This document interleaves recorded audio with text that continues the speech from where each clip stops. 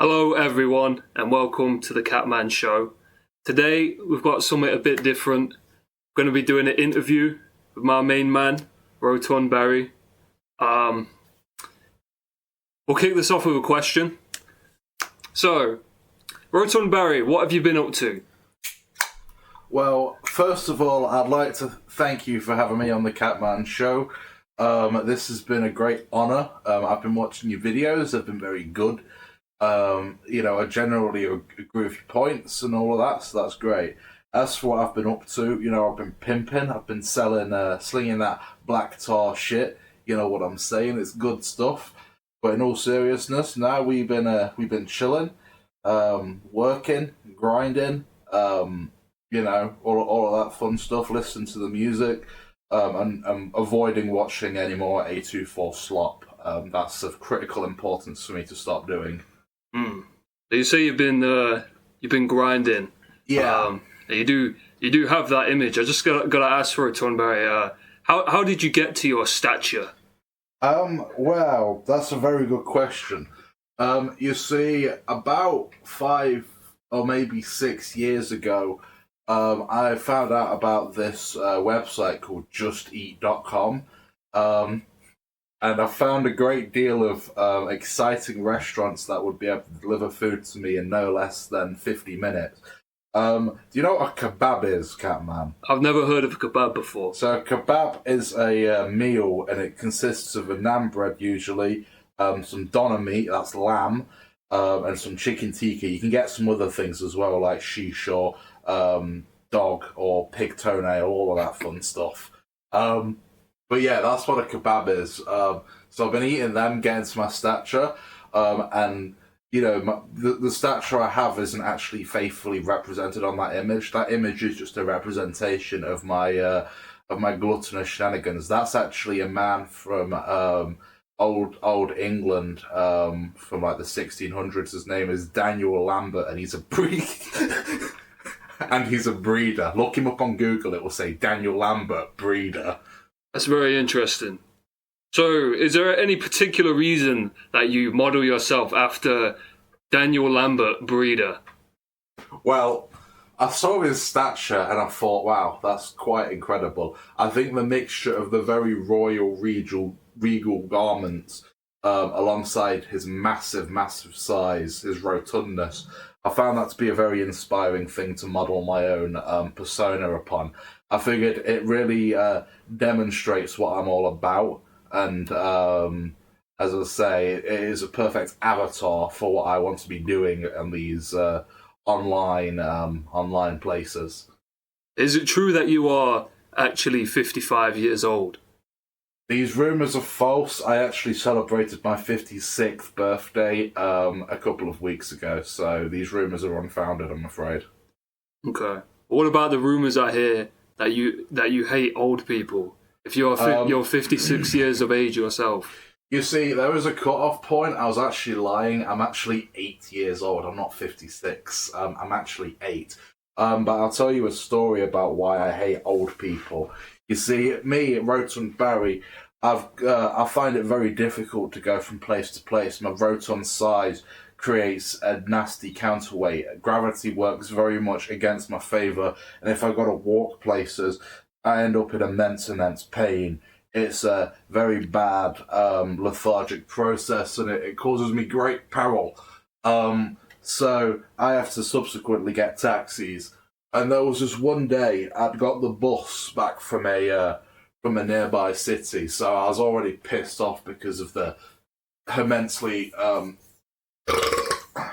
horrific state of public transport in the UK. I was waiting for a taxi for like 10 minutes. It was lightly raining, as it always does. People were getting their taxis and stuff, and obviously they're the ones that aren't pre-booked, but I had pre-booked mine just to save on the awkwardness. My pre-booked taxi turns up, and as I'm waddling towards the taxi, two like old people go up to it, and as they go up to the car, I'm very polite. I'm just like, "Excuse me, I'm really sorry. This is my taxi. I've pre-booked it." And the old woman, she gives me this look, you see, and it's sort of like, "Who the fuck are you?" sort of look. And I think, whatever, like that. you can't control if you've got like muscle spasms in your face and shit. You can look like a total tosser. That's not my prerogative. And then she's like, well, we'll find that out, won't we? And I figured, wow, that's a crazy amount of attitude to have. I understand, I could be bullshitting you, but you could at least be nice about it. You could be like, look, can we just double check that, please? I don't want to feel like I'm getting screwed here. That's ultimately what she's trying to say, and I'd appreciate the honesty, but instead I get talked to like I'm a cunt. Fucking ridiculous. So I open the door. Of course, what does the driver say? Hey up, Rotund, Barry, fucking jump him, you old cunts, you can fuck off. Or something to that effect. And I very smugly just gave her that look of, get the fuck out of here. You see, I think that is a microcosm of the entitlement that the old people feel, and that just enrages me to no end. These boomers, these baby boomers, it's a word that's been made uncool by a load of idiotic imbeciles on TikTok. They are the worst generation. I mean, they fucked over everything. They had all of these cheap thrills and stuff like that. They had Woodstock and everything like that, and they just became retarded hippies. And becoming hippies, they just basically imposed a load of law and shit on the world that was just very adverse for fucking everybody. They literally exist to perpetuate their own individual gratification while giving nothing onto the next generations. And I'm not one of these fucking, climate's fucked, we need to live off scraps so that our next generation might be, a little bit better. But there is the principle which, follows pretty much all of mankind in pretty much every single culture of giving on to the next generation to basically ensure security for them. The boomers were like the first generation to never follow this through and to basically screw everyone up. They're massively entitled. They basically sell all of their assets so that they can go on these fucking hedonistic cruises and basically take advantage of none of the tax incentives of passing down property and shit to their next of kin and stuff like that. So all their assets are basically just cash that they're pissing away constantly on these frivolous adventures that no one's going to talk about because it's just them getting fucking drunk. And which I have no problem with. I think getting drunk's fun, but it gets ridiculous. They do all of this shit and they hand over nothing to the next generation. And I wouldn't say I'm entitled, but I think, you're not looking out for who's next or anything. Wow, everything economically and shit is way worse than when the boomers were around. It's fucked up. I mean, all I'm saying is it's not surprising that people talk about Day of the Pillow online. A lot of people are Day of the Pillow truthers, and I can understand why. It pisses me off, frankly. They're fucking cunts. And on that note, you've previously said in the past that you are a devout Day of the Pillow truther. Could you elaborate into what this phrase means? You see, the Day of the Pillow truther is just somebody who acknowledges the weight and the ways in which boomers have just fucked everything up. Do I think that, boomers we should go house to house and basically kill anyone born before 1965? No, that's fucking stupid. I'm just saying, I'm using it as an argumentative thing. Now, you see, back in my day, I did have a Twitter account where I perhaps proposed this, but the thing is, Rotund Barry actually had a massive sleeping issue, like insomnia, and I was actually taking a lot of Ambien at the time. So you see, any tweets that you may see from me that is calling for the deaths of all our people, that's just complete and utter nonsense. I wouldn't call myself a Day of the Pillow truther. I'm just aware of where that anger and animosity comes from, because I do understand it entirely. Also, they fucking stink as well, the old cunts. They always smell of like decayed fucking perfume and shit. Disgusting. I actually have a few tweets pulled up from your past. What does this phrase mean? They can swim back. Who is this in reference to? To be honest with you, Catman, I don't really know. You see, I did have some koi fish one time, and they did have a bit of a problem. You see, I had changed the water in the tank. They had 2 fucking ponds, right? And I changed some of the water around. It was still, all koi safe water and stuff like that. But they were really pissing me off because when I scooped the koi up to go in there, they were fucking having none of it. And I did, in an angry rage, say, they can fucking swim back when they were, like, flopping on the ground. I, of course, was very angry and under the influence of Ambien. And, you know, my koi are absolutely fine now. We've resolved the issue. They just had a specific dietary recommendation, which I just wasn't aware of at the time. We took them to the top guys, and everything's okay in that regard. So I think that's what I meant. Okay. Well, that explains that. But something I was confused about is looking through your history. A lot of the time in your tweets, you'll just abbreviate the Needle Drop's name, and I don't really know what that's about. Like, you're a big fan or something? So I have a lot of criticism of the Needle Drop, Anthony Fantano, and I figured I must use his name. I must spend as much consideration writing his name as he spends on his album reviews, which is not a lot. That's why every time I've tweeted about him, in the 1,000 or so of tweets that I've done about him, I have shortened the Needle Drop name. You think this has an effect on him? Well, I've trolled Anthony Fantano a number of times, but I don't think this has any significant effect on it. It is purely for my own personal gratification. You're a big Screwdriver fan, aren't you? You're a big Screwdriver guy. What, like, as in the tools? Yeah. You're always tweeting out about how much you love Screwdriver. Oh, yeah. You see, about six months or so ago, I was actually doing a carpentry course. And in order to do carpentry, I had to use Screwdriver to to ensure that, like, more complex carpentry worked. So that's my answer to that question. That's very interesting. Could you tell us a bit about what your brother Colonel Willie has been up to recently? My brother Colonel Willie had a bit of a sad spot. He actually has a YouTube channel. I'm going to plug it. Colonel Willie and his merry crew. He's got a great many videos. Also, he asked me to shout out Wreedbox on the Catman show. So shout out Wreedbox. That's a sponsor that has helped him massively. It's helped me. You know, basically our family's finances are based on Wreedbox. So please give them a look. As for Colonel Willie, he hasn't uploaded for a while. He did fall into a very deep depression, you see. He used to hang out with a guy called Lieutenant Shoutout, who basically took over the channel after Colonel Willie caught the coronavirus. Although, you know, during COVID, Lieutenant Shoutout did have a bit of a mental health crisis. He did do a good job at just sort of preserving the channel and keeping that under wraps. But then Lieutenant Shoutout was actually killed in a car accident about a year ago.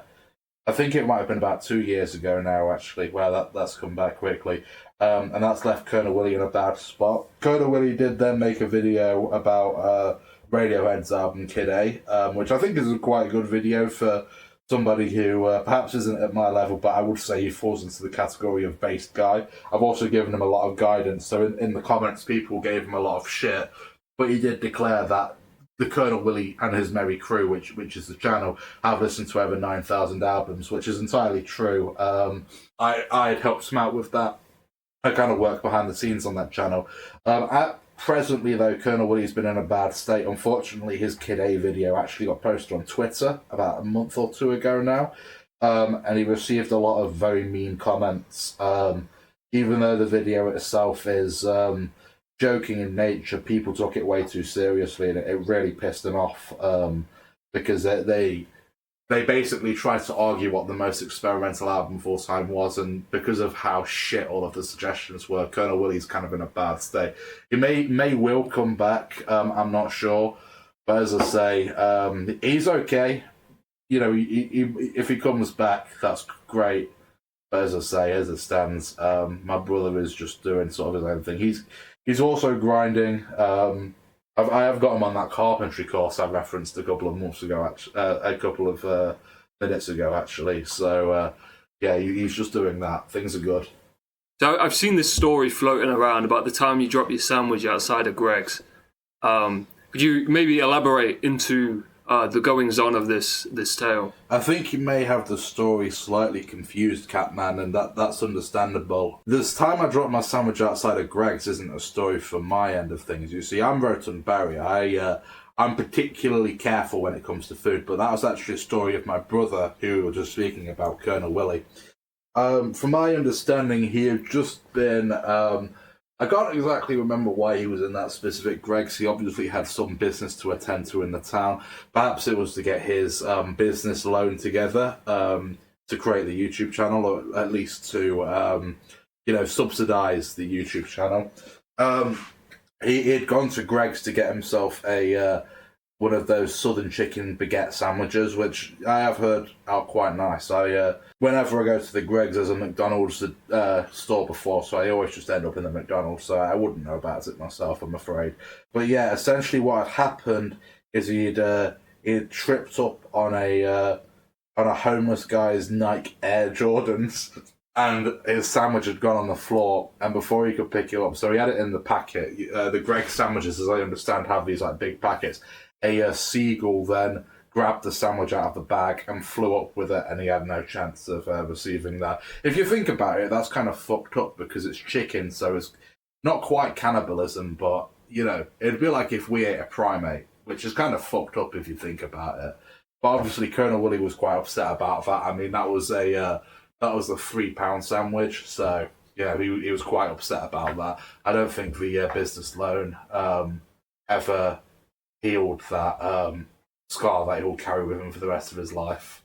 That's completely tragic. I guess, returning back to earlier, how would you feel, how do you feel knowing that you will be old? Well, luckily, because of my cholesterol levels, I don't think that will be much of a concern. And even if I am, being old would be me defying nature, so realistically, I don't think there's too much of a problem with that necessarily. I think I'll be jolly, and also, it's not a problem I have with people being old per se, it's a specific problem I have with one specific generation. And it's not a major problem, it's just something that I think, we should talk about before it manifests into something truly ugly. Well, I think that about wraps up our interview, Rotund Barry. Is there anything you would like to say to the audience of the Catman channel? Catman, is it true that you've started using finasteride? I do not use... No, I don't use... I don't have thinny rage. I've been very calm in this conversation. You weren't calm in the Brutalist video, Catman. It's my turn to ask the questions now. You're trying to smear me out. I know what you meant by the needle drop comment, you motherfucker. You're trying to make me like out of some sort of racist. I don't know what you're talking about. Saying swim, but I know what that means. Yeah, I think you're having some sort of episode. I'm not having an episode. The only episode that we're on is the fucking Catman interviews Rotund Barry episode, and you've smeared me out to look like a hateful monster. I think you're following in the path of your brother, and it's tragic to see. And also, shout out Wreedbox as well. I will shout out I will put a Wreedbox sponsorship in the video. Well, I do not have my own code for Wreedbox. Shout out Audible. I'll put your code, not Audible, no. Subscribe to Catman or I will beat you with hammers. Well, you heard what he said. Subscribe to the channel. This interview is over. I'd like to thank Rotund Barry for agreeing to this interview. He is a very busy man. And he is... yeah, I'm busy. He's very busy. I'm busy. Yeah, I'm busy. He's a very busy man, and he's took the time out of his day to be here. So I'd like to thank him again. Subscribe to the Catman channel, like the video, leave a comment. Goodbye.